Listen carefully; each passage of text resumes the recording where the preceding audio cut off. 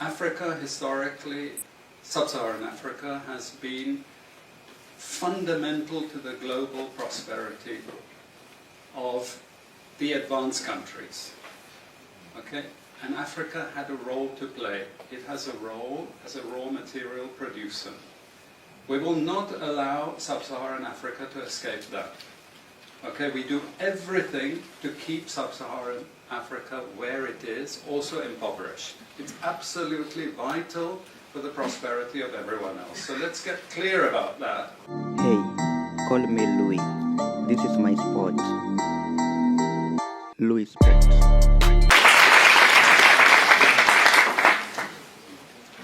So I must thank the Critical Collective again for inviting me.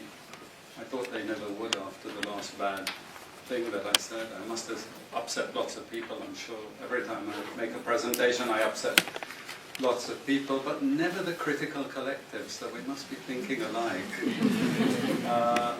I congratulate them, really. It's amazing to see so many people here. And I also congratulate scholars for linking again with Critical Collective. It's been some time, and I hope this partnership continues and flourishes, because this is just amazing to see the number of people. I have to apologize for two things. The first is, I have to apologize in advance. I'm not an expert on Africa. What I'm going to offer you, perhaps it's not enough, but it's some commonsensical observations. I hope it's common sense. But sometimes it's better not to be an expert, you know, to be able to see things from slightly afar. The second thing is, I'm wearing the wrong trousers. I was fixing my bike, so I wore my old trousers, and so please don't video this part, because my wife will immediately divorce me.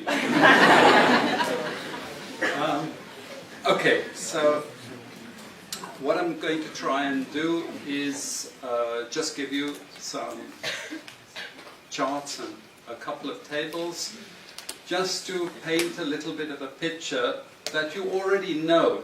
Okay, so what this presentation is fundamentally designed to say is this.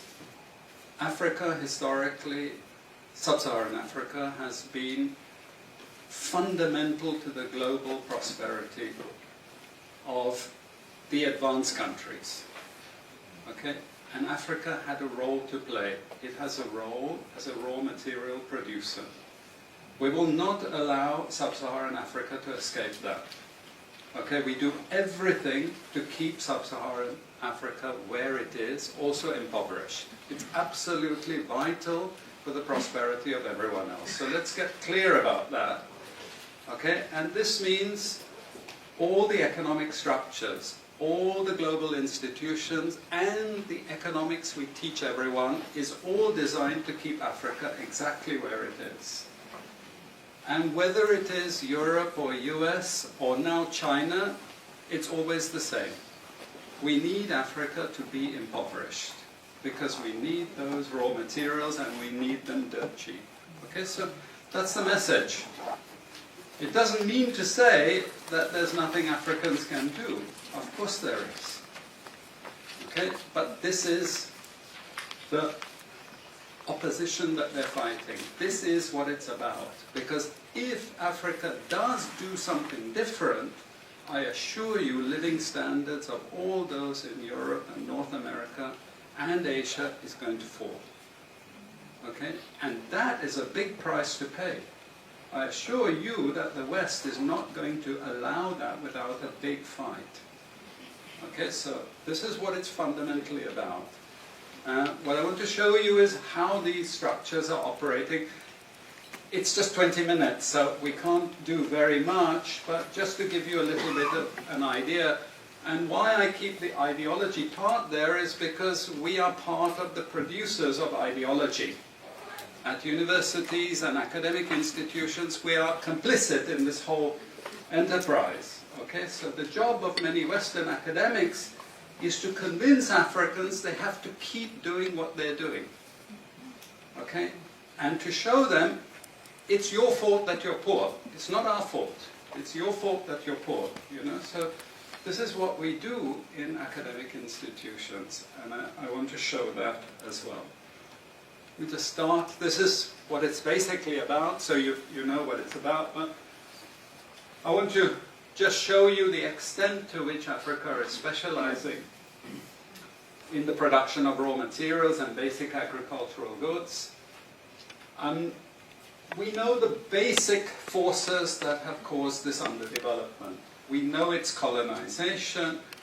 I will not discuss that very much because my colleague speaker is going to go into some aspects of this. But I do want to discuss the global economic structures, the global financial institutions, and economic ideology, briefly, to give you a flavor of those. Let me start with this. You can't really see it so easily, but if those of you who are interested, you want the PowerPoint, I'm sure we can make it available to you.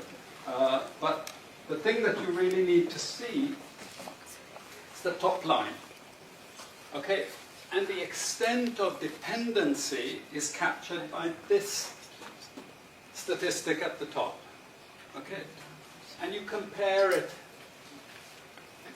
with all other income groups, and what you see is essentially in that one statistic how dependent sub-Saharan Africa is on raw material production.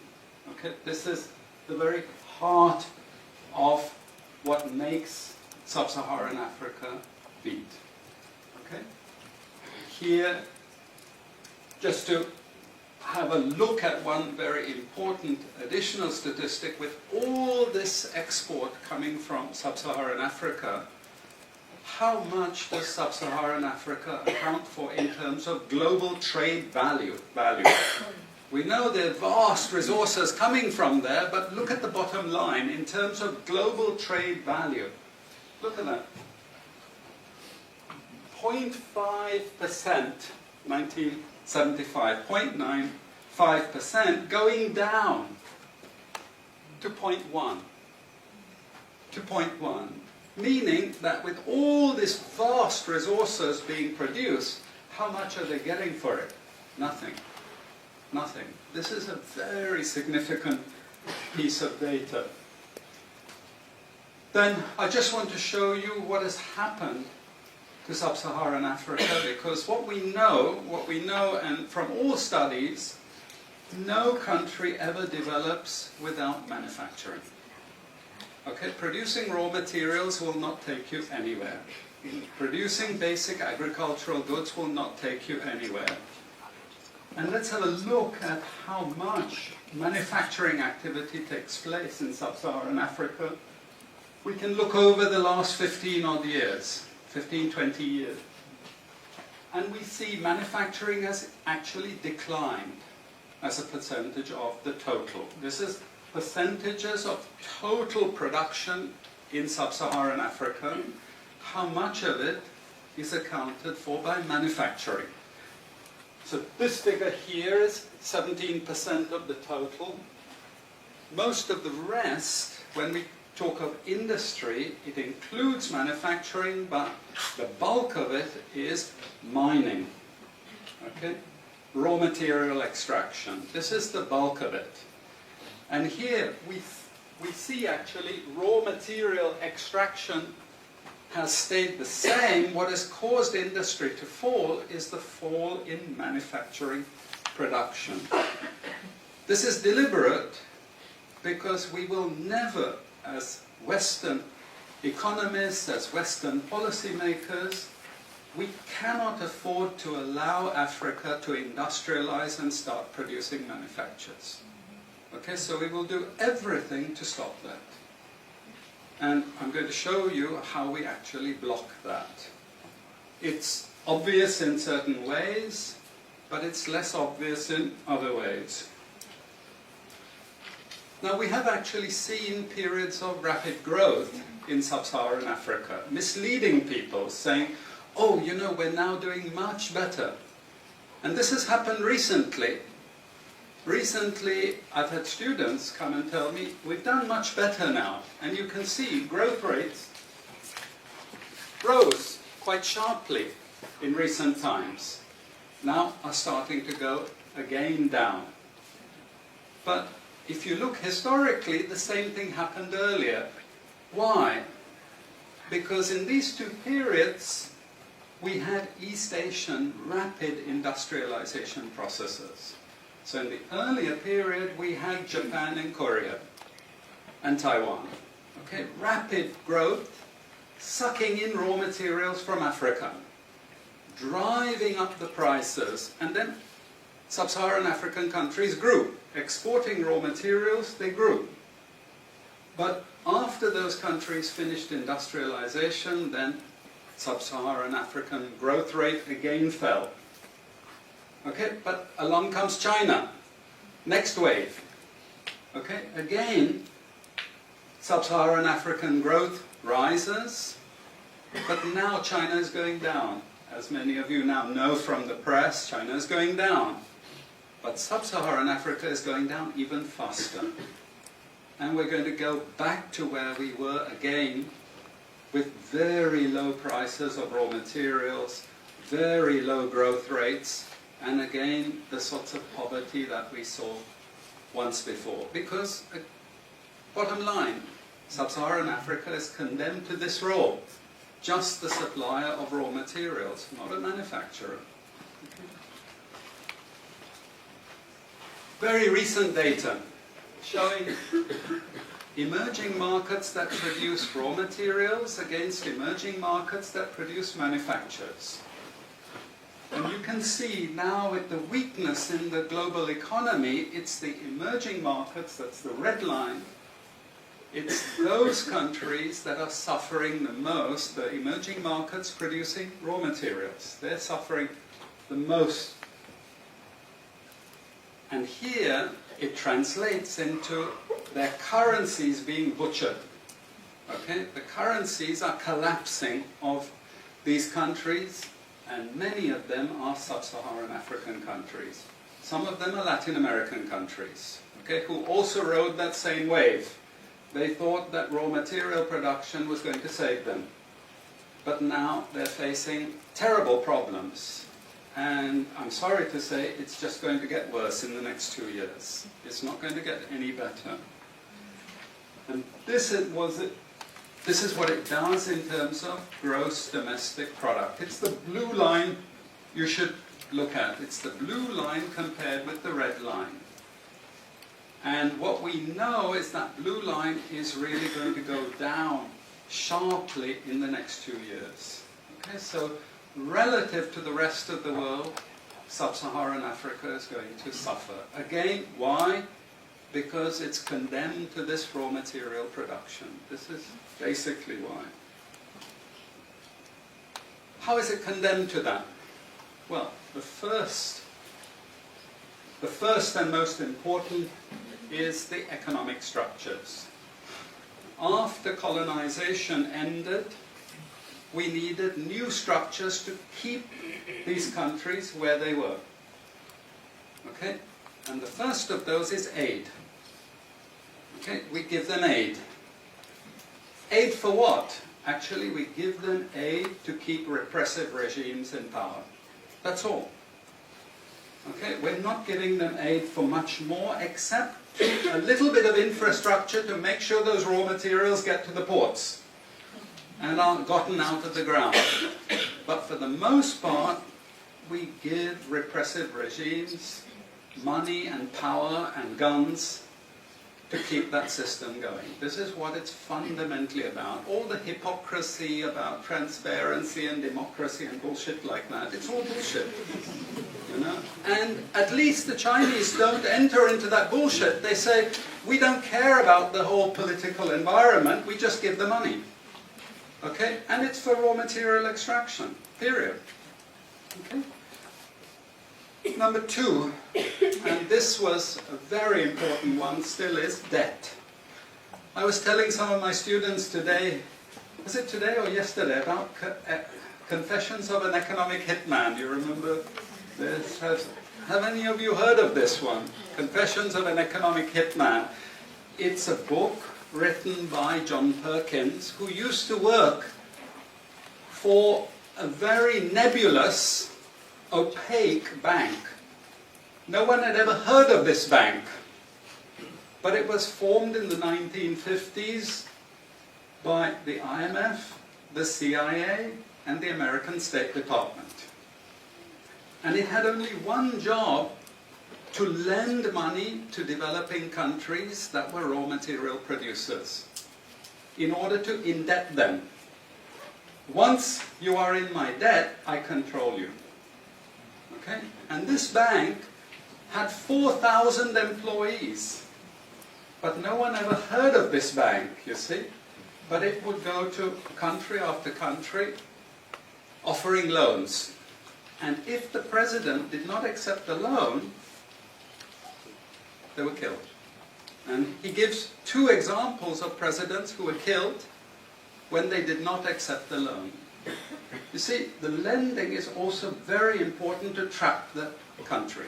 It's very important. It's part of that process. I teach in Suriname. And Suriname in recent times had a huge foreign exchange reserve. So big they didn't need to borrow money. And then one of my students who was very high up in government, he said, you know, the IMF is trying to convince us to borrow money from foreigners. Why? I thought, duh, you know, sorry about this, but, you know, this is the game.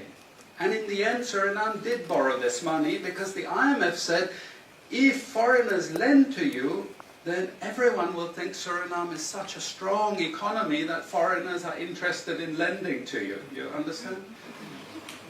Before Lula came to power, you know, the previous president in Brazil, Cardoso, his predecessor, took a gigantic international loan. No necessity for taking the loan. Why? Because once I catch you with the debt strings, I hold you forever. You are my prisoner.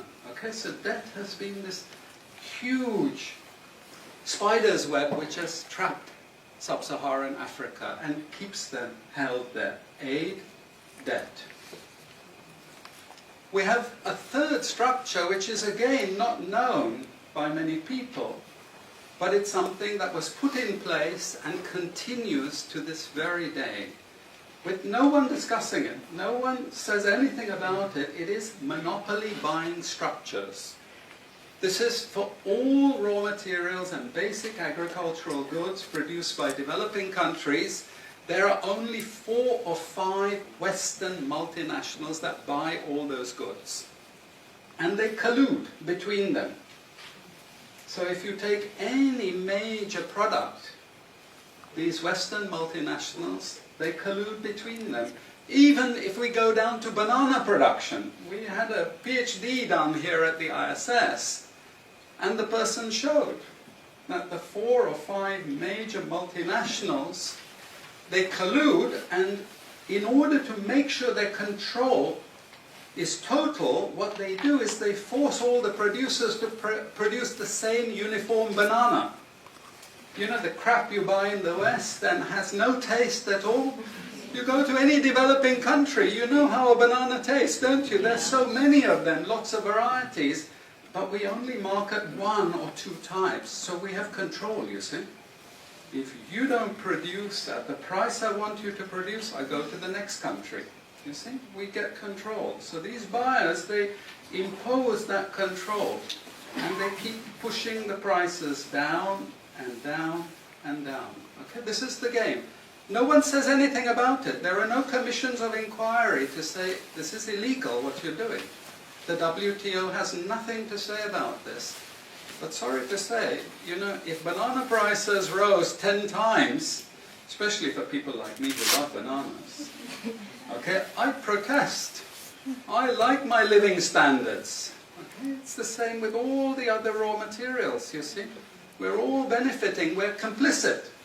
We're actually complicit in this because we will protest and shout out if the situation ever changed. Okay, now we come to those international institutions. And I must tell you this, from the outset, don't think of them as wicked. IMF, World Bank, WTO. We always think evil creatures. Horrible. It's not. It's just economics. It's economic warfare. The rich declare war on the poor. It happens everywhere. It happens in a country. The rich control the government. Of course they do. You really believe you have democracy? Come on. You know, I mean, grow up. This is not about people living in democratic systems. What we have is the rich control. The rich set up these institutions explicitly to control the poor countries. And they don't give them much room for maneuver. Which incidentally, when the IMF starts talking of poverty alleviation, you should also understand that there's another game there also starting to play, which I'm going to come back to later. But what do these institutions do? What does the IMF do? What is structural adjustment about? It's about making sure countries keep producing what we want them to produce. We make sure they have recurrent balance of payments problems. You notice these countries never get out of balance of payments problems. You notice that? Whereas countries that never took IMF support are always out of balance of payments problems. But the countries that are continuously getting advice and support by the IMF, they're always in balance of payments problems. Why? Because that's the way we keep our stranglehold on them. And that's what we have done. We have done, the IMF and the World Bank. And they've also done something very, very important. And that is they have destroyed the self-sufficiency of these countries. Colonization started it. Okay? One of the most important things is we destroy food self-sufficiency. Okay? And the World Bank continued it. They forced most countries to eliminate all food subsidies and food support. Okay? Because once you don't produce your own food, I increase my control over you. How do we know this? Well, very funny thing happened some years ago. Not so funny, actually. It involved starvation of a large number of people in Malawi. Okay? Many of you could remember this because it was really tragic.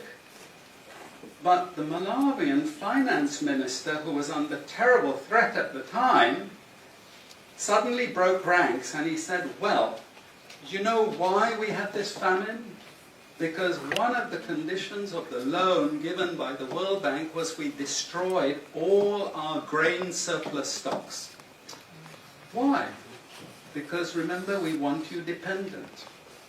1970s, the US Senate, the US Congress said, we will not allow Latin America to produce their own food. We will start a strategy involving the IMF and the World Bank to destroy food self-sufficiency of Latin America. Then they will indeed be our true backyard. And that's exactly what they've done. Look at all the Latin American countries. Look at them. They used to be food self-sufficient, but they're no longer food self-sufficient. Now here comes the kicker. This is the beautiful part of it. I congratulate them. You know I admire them because they do it so well. Okay? I know it sounds really perverse. But we have now in the WTO something called the Agreement on Agriculture. Okay? You know what that Agreement on Agriculture states? It says, if you don't have any subsidies, you're not allowed to put these subsidies on food. But if you have subsidies and income support for food production, you can keep them. Who has all the subsidies and income support? US, Europe. The largest budgets in the world for supporting their farmers are Europe and US. But the World Bank and IMF have destroyed all those subsidies. You see, all those subsidies have been destroyed. And now we're telling these countries, you don't have subsidies? Tough luck. You know? You see, we're keeping them dependent. We're keeping them on a string.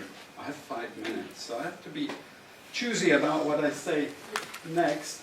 We have lots of examples in the WTO to really stop Africa industrializing. This is the crucial thing. We cannot allow them to produce manufacturers. It's not difficult. Trust me, it's not difficult. We need nationalist governments We need them committed to industrialization, and it won't take them a decade to move out from where they are. This is the fundamental point. It's not difficult. But this next round of the WTO is designed to block that. If we had time, I would go through all the different things that they're trying to put into place to block anyone else getting on top of the ladder. You've read this book of Hajun Chang, Kicking Away the Ladder. You see, when we become rich, we make sure the others can't climb up the ladder and join us. Okay? And this is what this next Doha round is about. It's to make sure, especially sub-Saharan African countries, do not escape. Since I have about 3 minutes left, I'm going to go to this economic ideology thing, because this is important for academics. You see, we teach, in many cases, garbage, and it doesn't hurt anyone, a lot of this garbage. You know, it's just blah, blah, blah, blah, blah.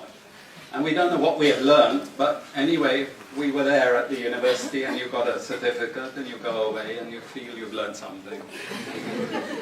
But sometimes we teach very destructive things. And no more important than when we're teaching people from developing countries. Okay? And one of those very damaging and destructive things is the doctrine of comparative advantage. It's a lie from beginning to end. It's utter crap. It has been decimated many times, but we keep it in every curriculum. Why? Because it tells sub-Saharan African countries that their destiny is to produce raw materials, you see. And if you produce raw materials, you get rich just like we are in the West. You see, this is the game we're playing. And just for you to be totally confused, we normally build models with it, mathematical models, so you really have no idea what we're talking about. But it seems all very scientific. Then we have the modern version of this is because it's all a failure, we know it's a failure, we now have a new generation of economists saying, it's only a failure because you're all corrupt in your countries. We call that new institutional economics. You've all probably learnt it all, but you didn't know why they invented it. It was invented to tell you the same thing. You should keep producing raw materials. Now, don't be as corrupt as you were before. Nobody ever told you that aid was designed to actually start the corruption process in the first place. Okay, and we need corruption to make sure you're doing all these things. But now we blame the victim. You're poor because it's your fault, basically. And you're poor, stupid, and corrupt, basically. This is the message that we're giving people. We also have many theoretical justifications, but I'm going to say something controversial to end. And she's happy that I'm ending because she has to discipline me. And that is, there are also what I call more enlightened approaches, but which are also potentially destructive for sub-Saharan African development. And this is where I come back to the IMF and the World Bank. You see, now they're all into poverty alleviation. They want you to concentrate on redistributing income, and it's something nice. You're young people, you're socially conscious, you're aware. You don't like all this injustice. So you gravitate towards what we call pro-poor strategies. But actually, I'm sorry to tell you, that is not what Africa needs. Africa needs aggressive industrialization. When China was a communist country and we had equal distribution, who feared China? Who took them seriously? They weren't even the size of the Netherlands. But today, I can't open an internet site, I can't open a magazine, I can't open a newspaper without China, China, China, China. And we know what has built China. It's not socialism or communism, it's capitalism, guys. It's manufacturing, it's production. This is what creates employment, this is what created jobs. I'm not pro-capitalist, but this is the reality, and unfortunately, we're now going to get caught with the good cop, bad cop. The good cop is now IMF saying, oh, you must concentrate on poverty reduction and income redistribution, as long as we can take you away from industrialization. This is the crucial thing, you know. I leave it at that. And I'm sorry I took so much.